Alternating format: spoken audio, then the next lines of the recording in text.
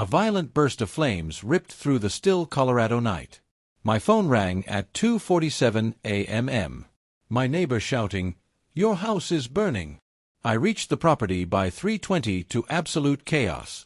Fire crews working defensive lines, my beautiful 1920s Craftsman swallowed by fire, and the heavy stench of gasoline lingering in the air. Across the street sat the HOA president, Bryn, in her white Lexus SUV, engine idling, simply watching the inferno like it was a late-night show. She assumed nobody noticed her, but I knew exactly who was responsible. For months, she'd been targeting me.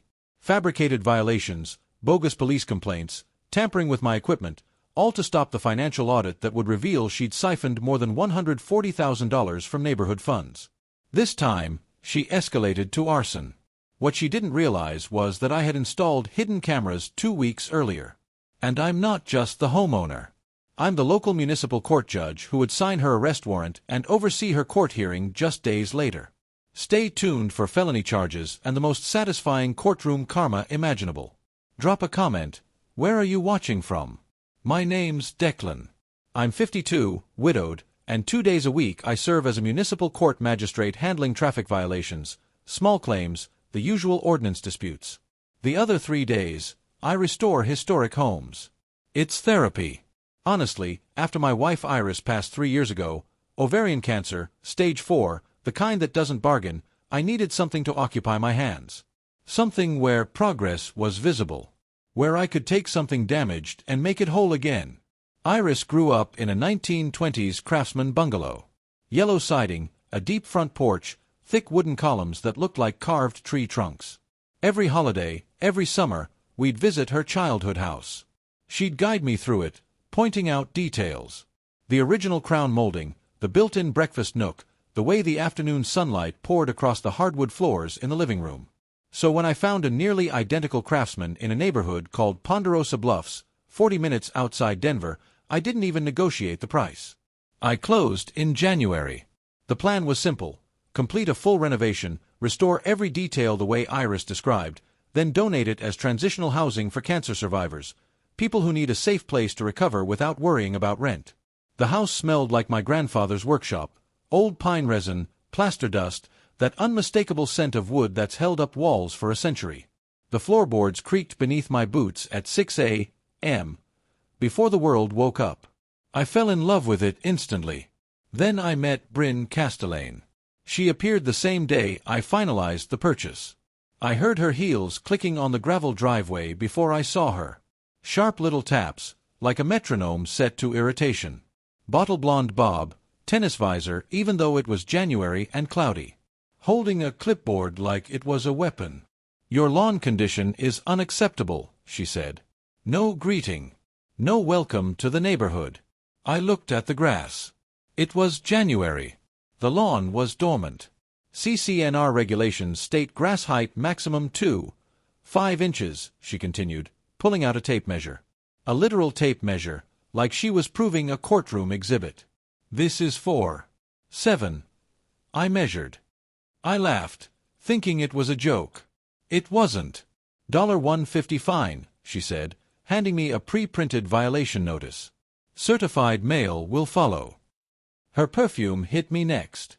Something aggressively floral, like someone shoved funeral lilies into a bottle of window cleaner. The kind of smell that makes your sinuses ache. "I'm Bryn Castellane, HOA president, 4th term." She said it like she was announcing royalty. I introduced myself, stayed polite, assuming it was just bureaucratic overreach. A small-town HOA president with too much time on her hands. Over the next 3 weeks, I received 7 more certified letters. 7. Mailbox wrong shade of black. Apparently, graphite noir was unacceptable. Only midnight onyx met regulations. Construction dumpster visible from the street, even though I'd applied for the permit and it was still pending. Work truck parked in my own driveway overnight. Unapproved exterior paint sample, which was me testing wood stains on the back porch, completely invisible from the road. I started noticing a pattern. My neighbors had the same issues. Same mailbox colors, same work trucks, same renovation clutter, but they weren't getting letters. Only me. Then Bryn said something that made the hairs on my neck stand up. "This neighborhood has standards," she said, standing on my porch, staring at my renovation materials. "We can't have it looking like a construction zone for those people who flip houses for Section 8. The way she said those people made my mouth taste metallic. Adrenaline, anger, the unmistakable feeling of recognizing a dog whistle when you hear one. That's when I knew this wasn't about grass length. Late February, I'm replacing the electrical panel. Licensed electrician, permits pulled, everything by the book. A county building inspector shows up. "Got a complaint," he says, looking uncomfortable. "Unpermitted electrical work." I show him my permits, the electrician's license, the inspection schedule already filed. The inspector, older guy, name tag reads Ernesto, reviews everything, then looks at me. "Yeah, I figured. Want to see the complaint photos?" He turns his tablet toward me. Pictures of exposed wiring, open junction boxes, electrical tape wrapped around frayed connections. Dangerous conditions. Except none of it was from my house. "That's the previous owner's work," I say. "I'm fixing it. That's why I hired a licensed electrician." Ernesto nods slowly. "I believe you. But I still have to shut you down for 2 days pending reinspection. Complaints on file. Protocol. 2 days. $1,200 lost plus contractor downtime because electricians don't sit around waiting. Can I ask who filed the complaint?" I already knew. Ernesto closes his tablet, lowers his voice. "This is the 3rd call from her this month. Different properties. She's persistent." After he leaves, I sit in my truck and do something I should have done 3 weeks earlier. I pull every HOA meeting minute for the past 18 months. Public record in Colorado. Anyone can request them. I spend 6 hours reading bureaucratic nonsense. That's when I find it.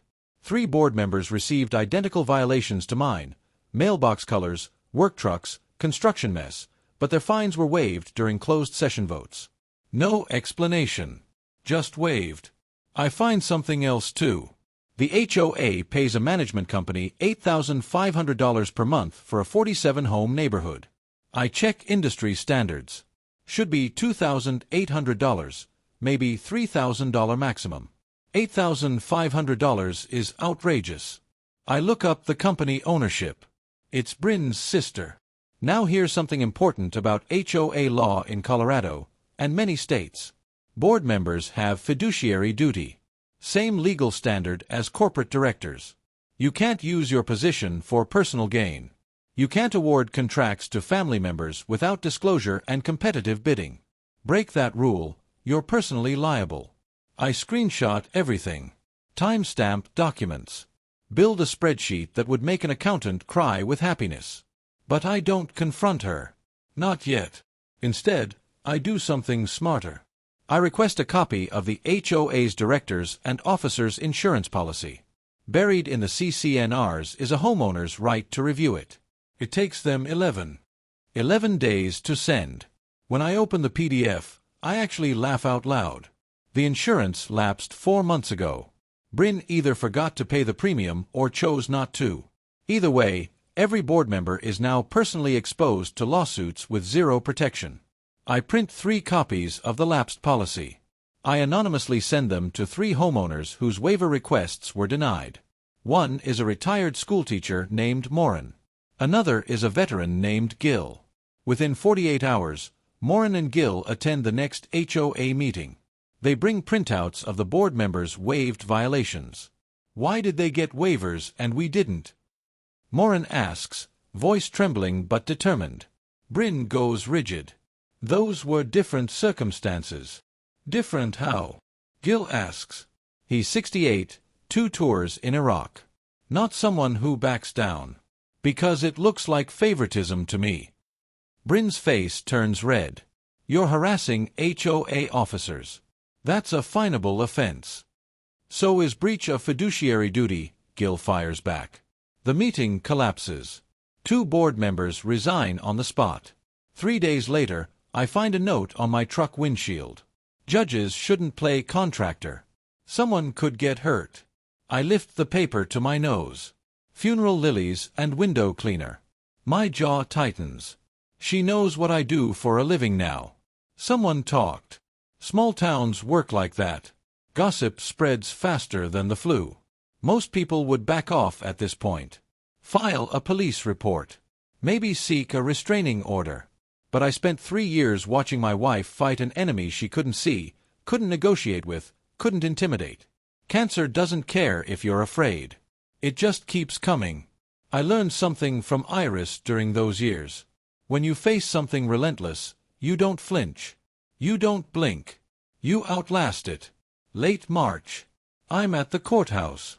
Wednesday. Full docket of traffic cases when my phone rings at 2:15 p.m. It's Gil. Declan, you need to get to your house. Something's wrong. I'm there in 30 minutes. Sheriff's cruiser in my driveway. I enter through the back door, the one I always leave unlocked during the day because contractors move in and out, and I see it immediately. My table saw. Power cord cut. Not frayed. Not damaged. Cut clean like someone used bolt cutters. In the back room, where I just refinished hardwood floors, there's paint thinner spilled everywhere. The can empty, tipped sideways. The finish bubbling and peeling. Destroyed. The door to that room was locked. I know it was locked. Deputy Caitlin, young, late 20s, is taking notes. Mr. Declan, she says, Miss Castellane filed a report this morning. She claims you threatened her at last night's HOA meeting. I stare at her. I wasn't at the meeting. I was here in court. I pull out my phone, show my calendar. I had docket until 7 p.m. Caitlin looks at it, then her notes. She said around 6:30. I have time-stamped court records. I was 40 miles away. I pull up the courthouse parking log. Every judge's vehicle is logged for security. See. Logged out at 7:14 p.m. Caitlin writes carefully. Her sister confirmed the threat. Says she witnessed it. Of course she did. Bryn's sister. The one billing the HOA $8,500 monthly. Deputy, I say slowly, I'm a municipal court magistrate. Do you really think I'd threaten someone, especially an HOA officer, knowing it would end my career? She studies me for a long moment. No, sir, I don't. But I still have to take the report. I understand. Can I file a counter-report? Vandalism, breaking and entering? Yes, sir.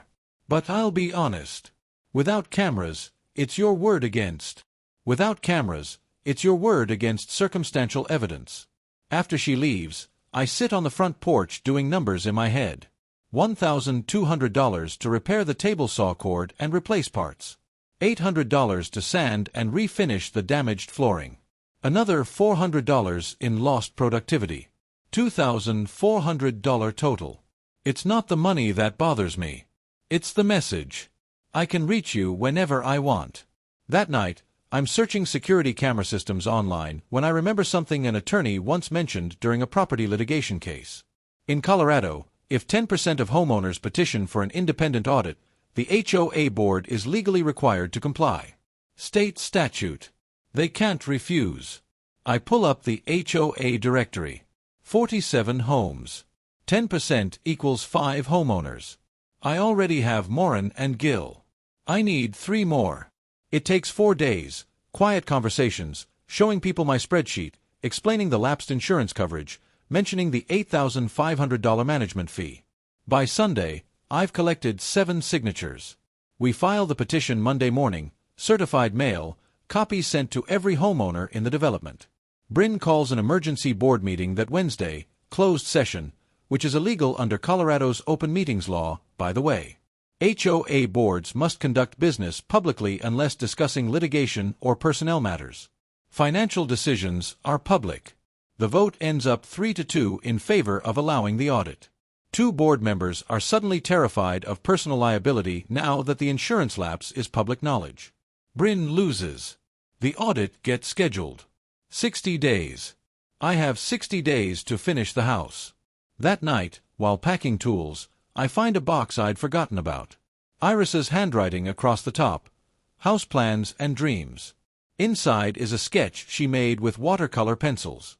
Her neat architect handwriting labels every room: kitchen, breakfast nook, the bedroom where she slept as a child. At the bottom she wrote, "A house should be a place where people heal."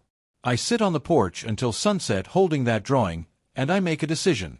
This isn't about defeating Bryn anymore. It's about finishing what Iris began. But if Bryn wants to keep targeting me, fine. I'm patient. I've spent 15 years watching defendants talk themselves into convictions from the bench. I know how to wait. I know how to let someone dig their own grave while I remain completely still. Iris used to say, "Never interrupt your enemy when they're making a mistake." So I won't. April 17th, 2:47 a.m. My phone rings. I'm at my condo. I keep it for nights when I have early court sessions. Saves me the hour commute from Ponderosa Bluffs. It's Gil. His voice is tight. "Declan, your house is on fire." I'm dressed and in the truck in 90 seconds, breaking every speed limit. The drive takes 23 minutes instead of 40. I see the smoke before I even turn onto my street. 3 fire engines. Neighbors standing in bathrobes and pajamas. Hoses stretched across the lawn. And the back half of my house, the addition where I restored Iris's childhood bedroom, it's gone. Just black skeletal framing studs reaching into the orange glow. Firefighters are in defensive mode. They're not trying to save it anymore, just preventing spread to neighboring homes. I park across the street. "Get out. Stand there." Gil walks over, places a hand on my shoulder. Says nothing. Doesn't need to.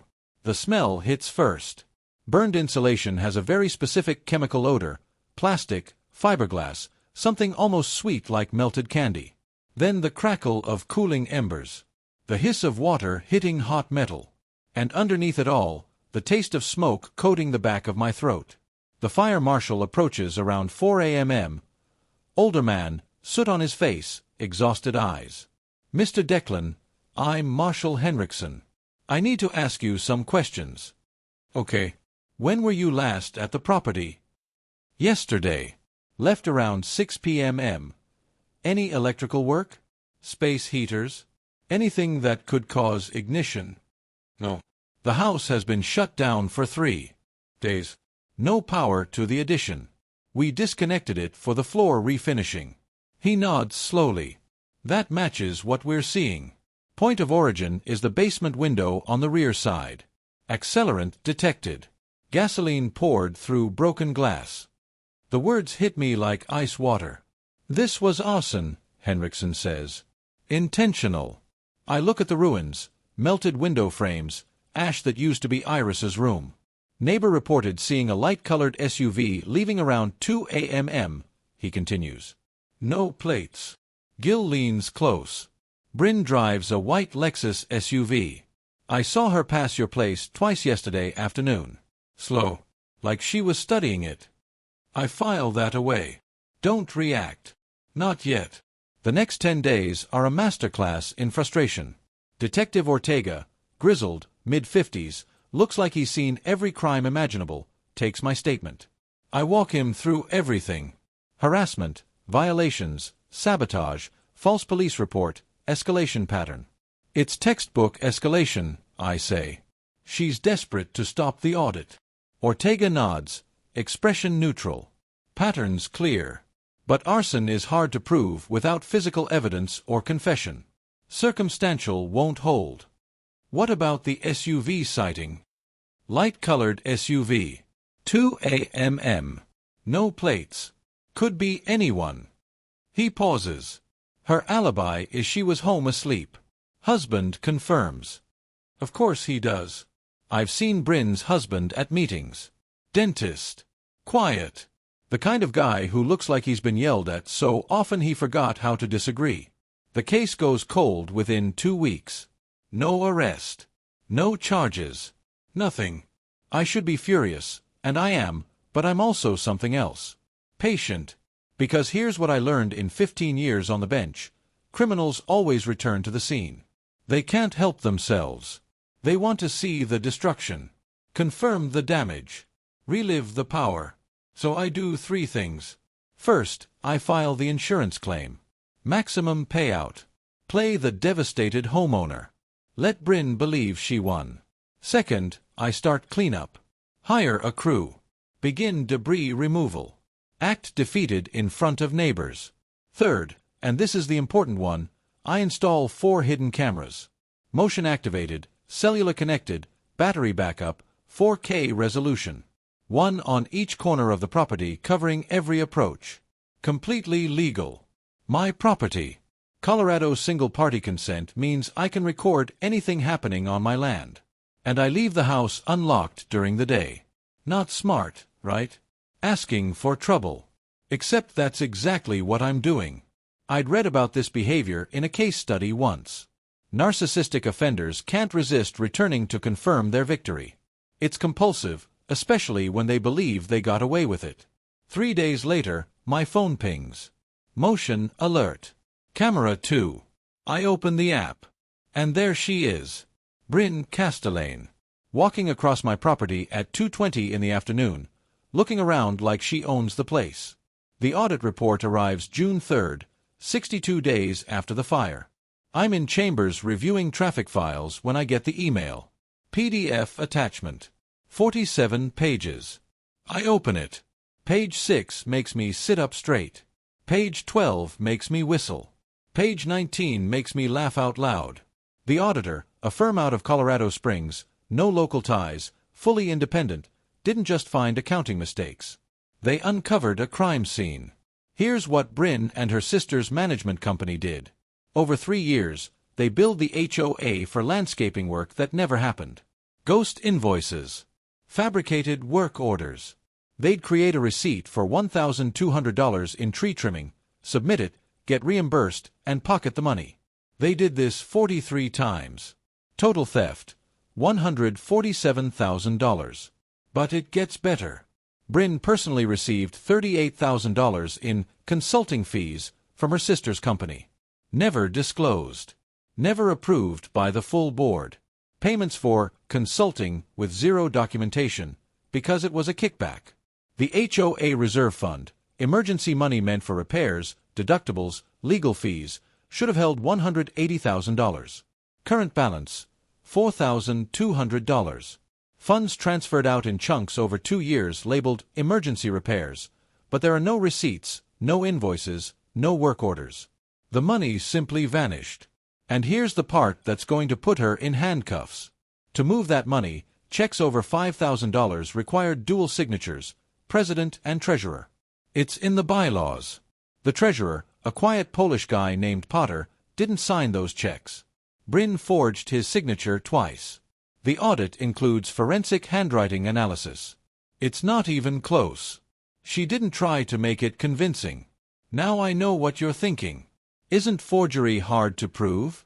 Not when you have the physical check with a fake signature and the real treasurer swearing under oath he never signed it. That's slam-dunk fraud, felony theft, breach of fiduciary duty. The auditor's final note, and I love this, says, the patterns observed suggest intentional misappropriation rather than accounting error. We recommend immediate referral to law enforcement and consultation with legal counsel regarding board members' personal liability. I forward the audit to all 47 homeowners. Within an hour, email chains explode. By evening, a recall petition is circulating. By the next morning, 3 board members resign. Potter, whose signature was forged, files a police report for identity theft and fraud. The community meeting 4 days later is standing room only. 32 homeowners show up. The conference room smells like burnt coffee and anger sweat. Bryn brings an attorney. Expensive suit. Slicked back hair. The kind of guy who bills $400 an hour to say, no comment. Her defense. Accounting errors. My sister's bookkeeper made mistakes. We'll repay it. Morin stands up. You stole $147,000 and you're calling it a mistake?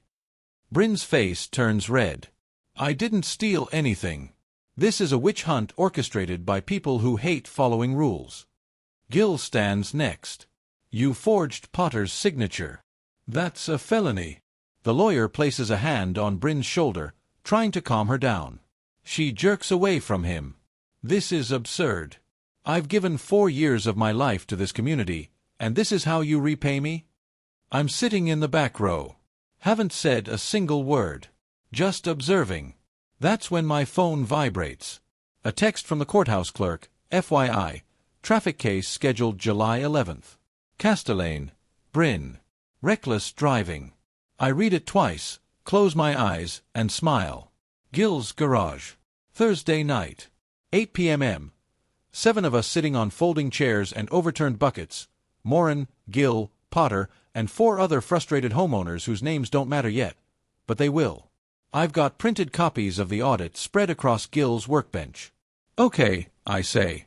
Here's where we stand. The audit is finished. It shows clear financial theft. Potter filed a police report. But we need to understand what happens next because this is going to get messy before it gets better.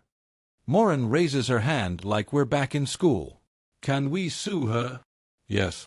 The HOA can sue Bryn and her sister's management company for restitution. You'll need an attorney, probably contingency-based, meaning they take a percentage of whatever you recover. With this level of documentation, most lawyers would jump on this case. Potter leans forward. What about criminal charges? That's up to the district attorney. They're reviewing the audit now. Felony theft, fraud, forgery, serious charges. But prosecution takes time. 12 to 24 months, sometimes longer. I pull out another sheet. Here's what I recommend. 3-pronged strategy. I've done this before, explaining legal strategy to non-lawyers in small claims. Recover the money. That's justice in dollars. Prong 2, report Bryn to the Colorado Real Estate Commission. She's a licensed agent, right? Fraud is a professional ethics violation. If her license gets revoked, she loses about 60% of her income overnight. Gil grins. I like prong 2. Prong 3, pressure the DA to prosecute. Write victim impact letters. All of you describe how this affected property values, security, trust. District attorneys pay attention to victim volume. Multiple letters move cases higher on priority lists. Morin is scribbling notes in a small notebook. How long does the real estate commission take? Usually 60 to 90 days. They hate bad publicity. Complaints often get fast-tracked. I pause. And here's why that matters. Professional boards move faster than courts. You hit her license first, she starts bleeding money. That makes her more desperate to settle the civil case. I look around the room. Now let me explain something most people don't understand about HOA law. Board members have fiduciary duty. That means you must act in the organization's best interest, not your own. Same legal standard as corporate directors. If you breach it, you're personally liable. Translation: Bryn can't hide behind the HOA. Her personal assets, house, vehicles, bank accounts, everything is exposed. One of the other homeowners, a younger guy named Marcus, raises his hand. What about us? Are we liable for what she did? No. You weren't on the board. You didn't approve fake contracts. You're victims, not accomplices. I glance around the garage. But the HOA entity could still face lawsuits if someone argues the community should have caught this sooner. That's why you move fast. New board. New bylaws. New management company. Show good faith. We spend the next hour building a plan. Morin volunteers to coordinate attorney outreach. Gil organizes victim letters. Potter handles recall election logistics. My role: I'll file the real estate commission complaint. All 11 of us sign it. But there's something else I'm doing. Something I haven't told them yet. The hidden cameras at my property caught Bryn trespassing 3 days ago. She walked around the burned-out addition, took photos with her phone, kicked through ash piles like she was searching for something. Then she picked up a piece of melted copper pipe and slipped it into her purse. I've got everything on 4K video. In Colorado, trespassing is a misdemeanor. But evidence tampering, removing material from a potential crime scene, that's a felony. Especially tied to an active arson investigation. I'm not giving the footage to Detective Ortega yet. I'm waiting. Because here's what I've learned about people like Bryn: they don't stop. They're addicted to control, to winning, to getting away with things. She'll come back. She'll make another move. And when she does, I'll have her. The meeting breaks up around 10:30. Everyone leaves energized, angry, but productive. Maureen hugs me on her way out. Thank you for organizing this. I didn't organize it, I say. You all did. I just explained the rules. After everyone leaves, Gil and I stand in his driveway under the porch light. You think she knows you're behind this? He asks. Probably. But she can't prove it. And even if she could, so what? I'm a homeowner. I have every right to advocate for an audit and explain the law to my neighbors. Gil nods slowly. You're a patient man, Declan. I learned from the best, I say, thinking about Iris. 3 years fighting cancer. Never quit. Never surrendered. She's going to do something stupid, Gil says. Soon. I'm counting on it. June 21st. Every homeowner in Ponderosa Bluffs receives a 4-page letter in the mail. It's from Bryn. Printed on expensive cardstock. Her real estate company letterhead across the top. I read mine sitting on my porch, coffee turning cold in my hand. The letter claims the audit is fabricated. Accounting errors wildly exaggerated by disgruntled homeowners who refuse to follow community standards. She names me specifically. Declan, municipal court magistrate, orchestrated a witch hunt because he was upset about legitimate code enforcement. She paints herself as the victim of a conspiracy by rule breakers trying to turn the neighborhood into a construction zone. And then comes the kicker. She threatens to sue me personally for defamation. $500,000. There's a demand letter from her attorney attached. I finish reading. Set the papers down. Take a sip of cold coffee. And I laugh. Defamation requires false statements. Everything in the audit is documented. Bank records, forged checks, fake invoices. You can't defame someone by repeating facts. She's not trying to win a lawsuit. She's trying to intimidate me. Create fear. Make other homeowners nervous enough to abandon the case. It doesn't work. The next day, a local news reporter calls me. Young, ambitious, mid-20s. Mr. Declan, I'm covering an HOA dispute. Bryn Castellane says you've used your judicial position to intimidate the board. Would you like to comment? I keep my voice neutral. No comment on pending litigation. But HOA financial records are public in Colorado. The audit report is public. I'd encourage you to review it and draw your own conclusions. 2 days later she calls again. I read the audit, she says quietly. This isn't a dispute. This is fraud. Like I said, I reply. Draw your own conclusions. The story never airs. The moment she asked Bryn for documentation supporting her claims, Bryn's attorney shut it down. No further comment. Pending litigation. Translation, they've got nothing. But Bryn isn't finished. On June 28th, I receive a certified letter from the Colorado Office of Judicial Discipline. Someone filed an ethics complaint against me.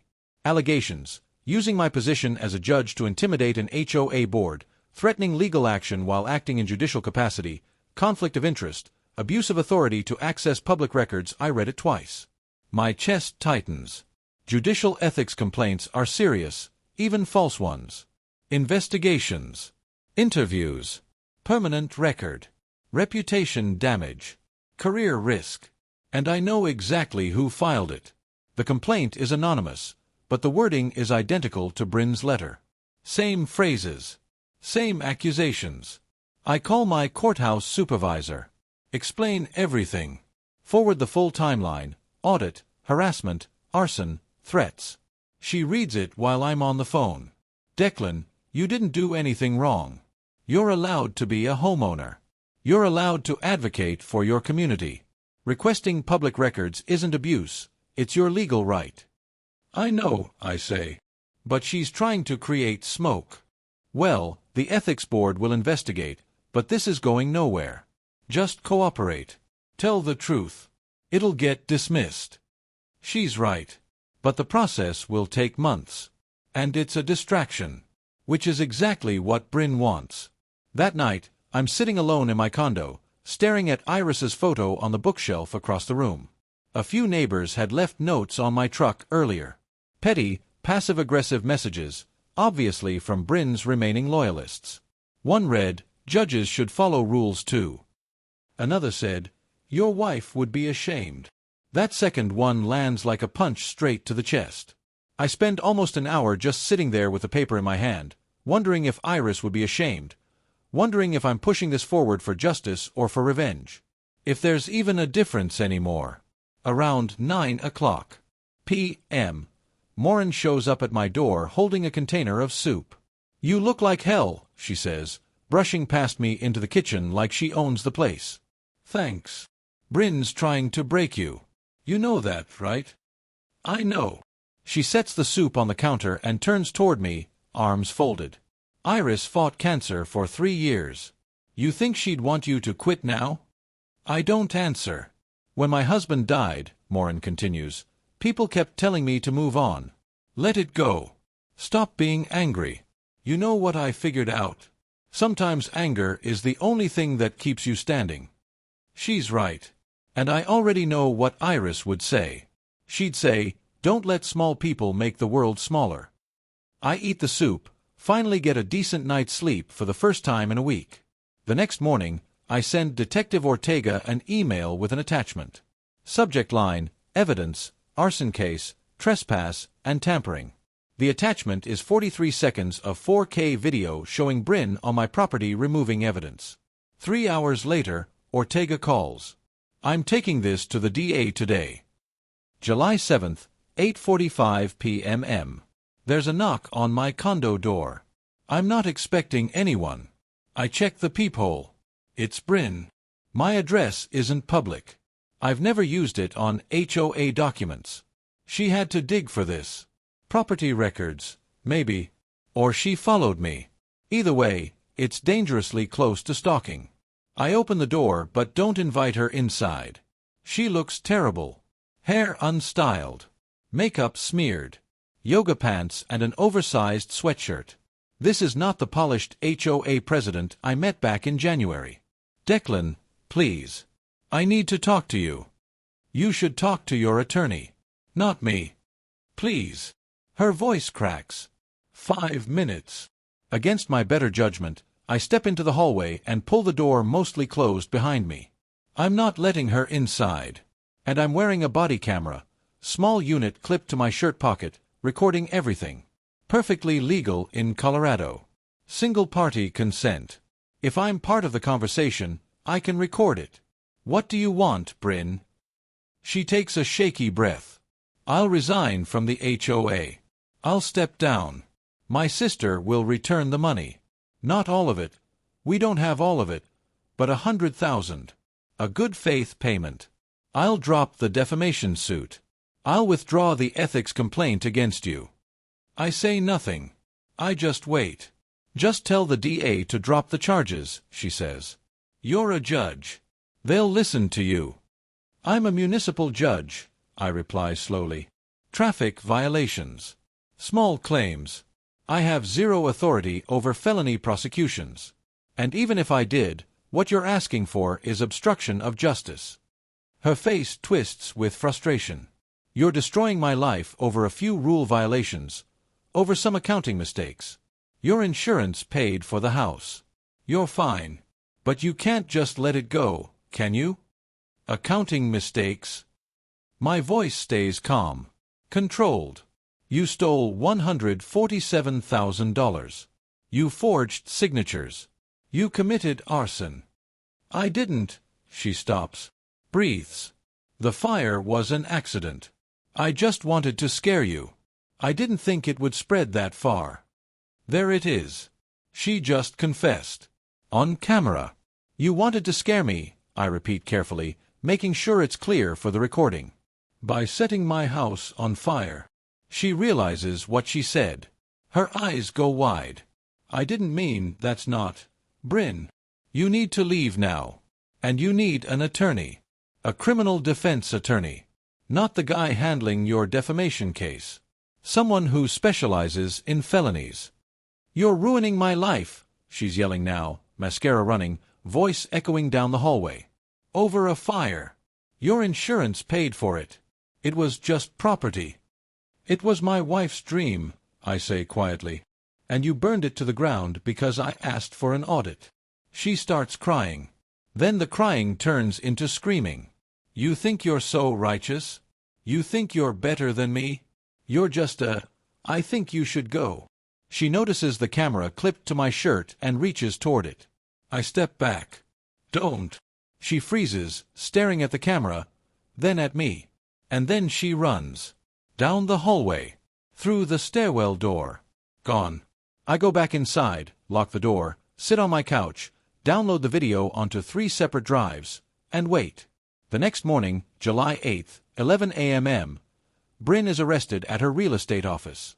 Charges: arson, Class 3 felony. Evidence tampering, Class 6 felony. Criminal trespass. Attempted bribery of a public official. Theft of HOA funds. The bail hearing is set that afternoon. Bail: $75,000 cash. Her husband doesn't show up. Files for divorce the same day. She posts bail using $80,000 from a hidden HOA slush fund account, which means prosecutors add another theft charge 48 hours later when the treasurer discovers the account has been drained. Local news runs the story. HOA president arrested for arson and embezzlement. Lead story on the 6 p.m. broadcast. They interview Moran. Articulate. This isn't about petty HOA disputes, she says. This is about a public official who abused her authority, stole from her community, and committed arson when someone asked questions. They interview Detective Ortega. He holds up a still image from my security footage, Bryn standing in the burned-out ruins removing copper pipe. Evidence speaks for itself, he says. They try to interview Bryn. Her attorney releases a statement. Ms. Castellane maintains her innocence and looks forward to her day in court. That night, I drive out to the house. Reconstruction is almost finished. Insurance money came through. Contractors worked fast. The additions rebuilt. New framing. New windows. The bedroom Iris sketched is finally taking shape. I stand in what will be the living room and try to feel something. Triumph. Vindication. Satisfaction. I just feel exhausted. Iris would have handled this differently. She would have been graceful. Diplomatic. She would have found a way to resolve it without anyone going to jail. But then I remember the other 11 homeowners, the ones whose reserve funds Bryn stole. The families she threatened. The culture of fear she created. And I realize justice isn't revenge. It's making sure she can't do this to anyone else. My phone buzzes. Court clerk. Reminder, traffic docket tomorrow, 9 a.m. Castellane case. I read it 3 times. Tomorrow, July 11th, 8:45 a.m. I'm in my chambers putting on my robe. Black polyester. Front zipper. State seal on the left breast. I've worn this thing 1,000 times. It should feel normal today. It feels like armor. I check the docket again. Case number 24, TRC, 8844. City of Denver vs. Bryn Castellane. Reckless driving. 93 in a 55. School zone adjacent. Ticket issued April 19th. 8 days after the arson. I walk into courtroom 3B at 8:58. The gallery is packed. Municipal traffic court doesn't usually draw crowds. Most days there are maybe 5 people, defendants waiting their turn. Occasionally a family member. Today there are 32 people in the gallery. I recognize faces. Moran, Gil, Pod. 8 other HOA homeowners. The local news reporter with a photographer. Detective Ortega in the back row, arms crossed, watching. And at the defense table, Bryn Castellane and her attorney. Not her criminal lawyer. A different one. This is just a traffic ticket, so she hired cheaper representation.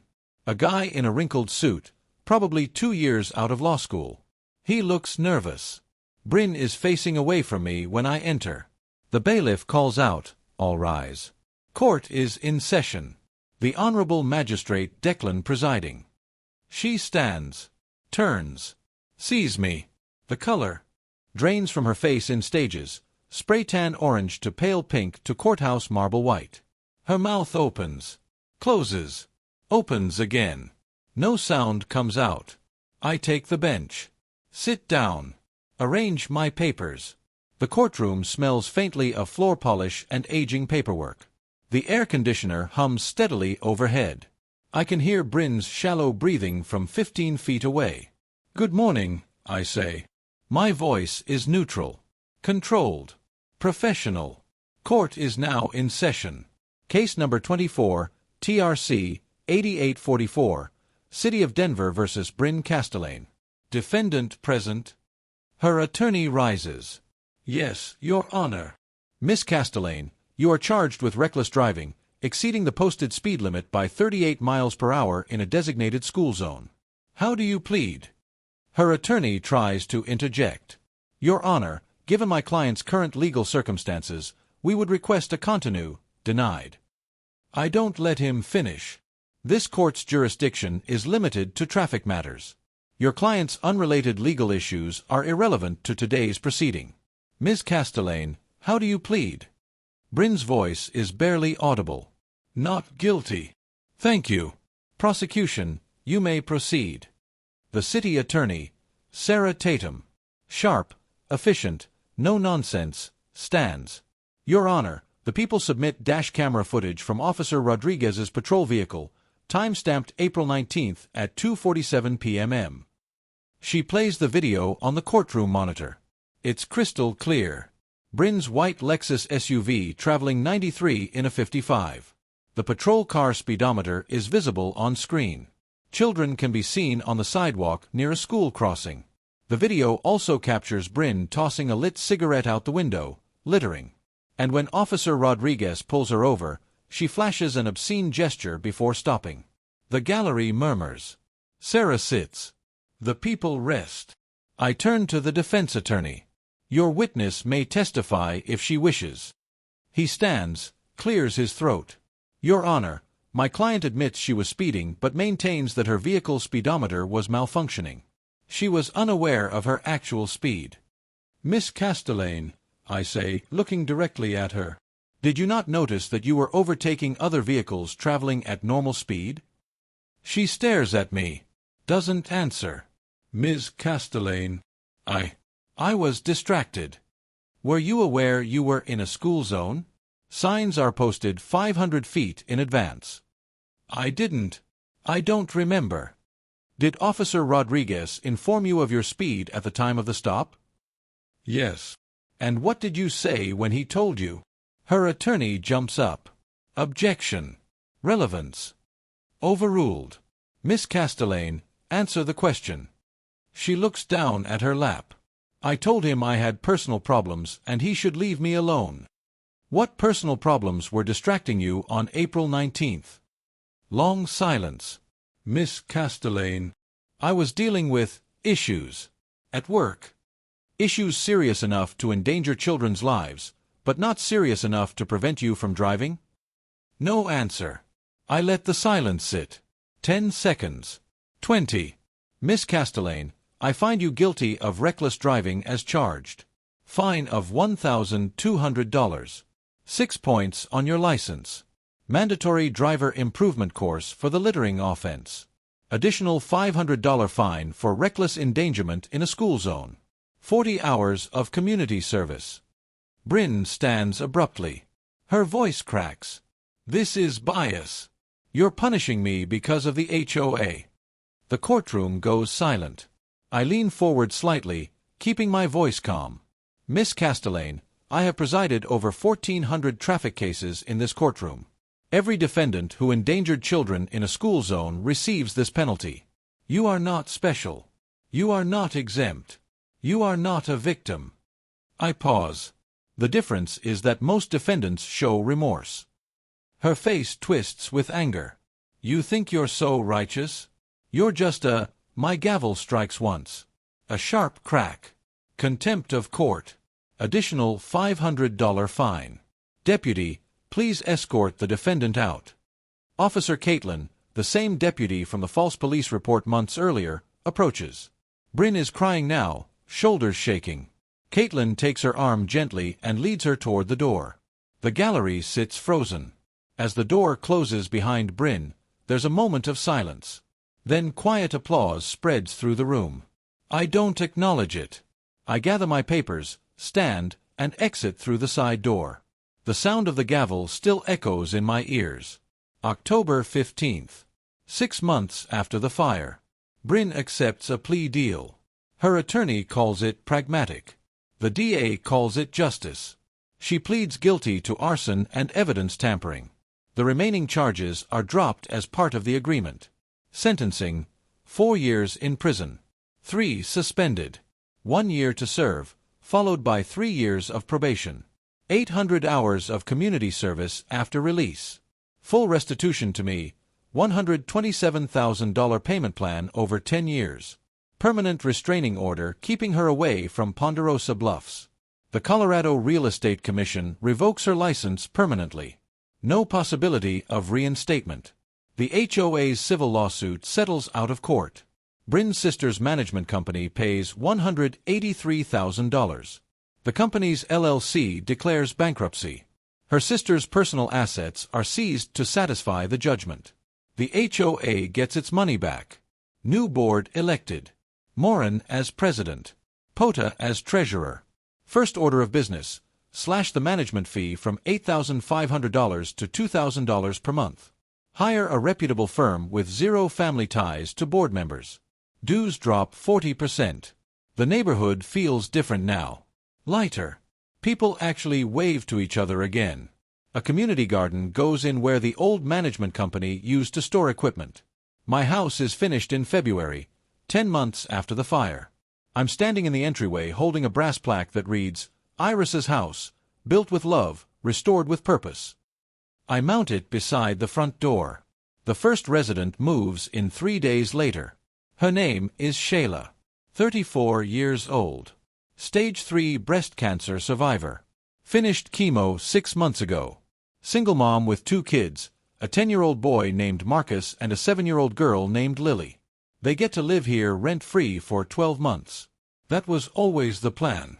That was Iris's dream. Shayla cries when she sees the house. Walks through every room, touching the walls like she can't believe it's real.